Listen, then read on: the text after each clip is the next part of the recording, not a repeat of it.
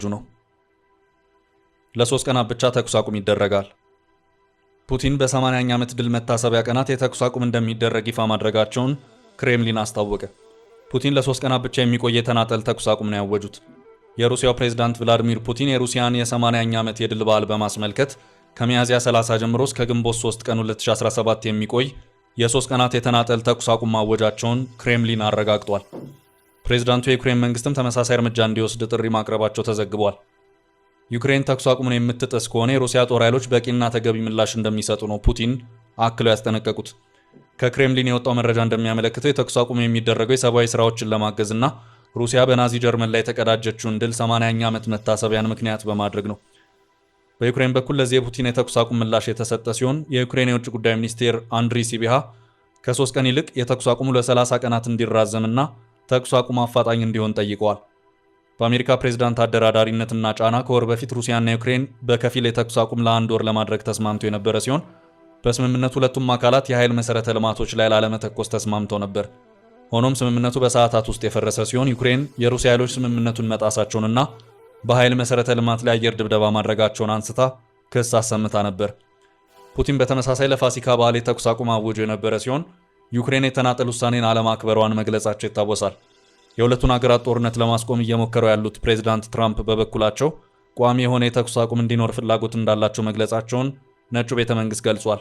ፑቲን ያወጁት የተኩስ አቁም ከግንቦት 1 እስከ ግንቦት 2 ቀን እኩለ ሌሊት ጀምሮ እስከ ግንቦት 4 እስከ ግንቦት 5 እኩለ ሌሊት ድረስ ተግባራዊ ይደረጋል ነው የተባለው።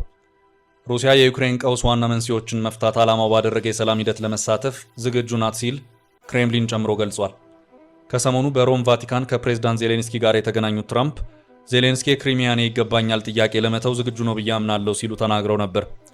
ዜሌንስኪ ተጨማሪ የጦር መሳሪያ እንደሚያስፈልገው ነግሮኛል፣ ነገር ግን ለ3 ዓመት ያህል ተጨማሪ የጦር መሳሪያ እንደሚያስፈልገው ሲናገር ቆይተዋል ሲሉ የአሜሪካው ፕሬዝዳንት በቫቲካን ከዩክሬኑ ዜሌንስኪ ጋር ከተገናኙ በኋላ ለጋዜጠኞች ተናግረው ነበር። ዩናይትድ ስቴትስ ተጨማሪ የጦር መሳሪያ አቅርቦት ላይ ውሳኔ ከማድረጓ በፊት የዩክሬን ግጭትን ለመፍታት የሩሲያን እርምጃዎች ትከታተላለችም ብለዋል።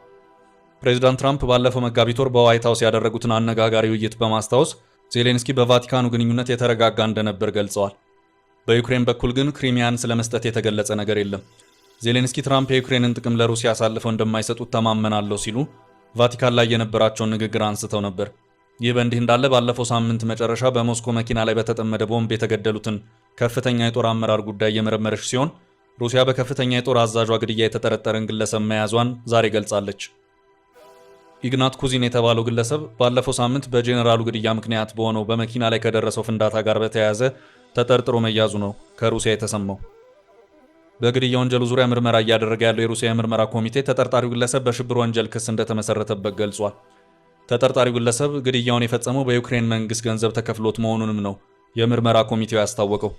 ኮሚቴው እስካሁን ባደረገው ምርመራ ተጠርጣሪው ከዩክሬን የጸጥታ አገልግሎት ገንዘብ መቀበሉን አምኗልም ብሏል። ባለፉት 4 ወራት ውስጥ የሩሲያ ከፍተኛ ወታደራዊ አመራር ሲገደል የአሁኑ ለሁለተኛ ጊዜ ሲሆን ሩሲያ ከጥቃቱ በስተጀርባ የዩክሬን መንግስት እጅ እንዳለበት እየገለጸች ትገኛለች። ዩክሬን መንግስት በሩሲያ ስለሚቀርበው ክስ እስካሁን ምንም ነገር ያለ አለመኖሩን እንደ አሶሺየትድ ፕሬስ ያሉ የዜና ምንጮች ዘግበዋል።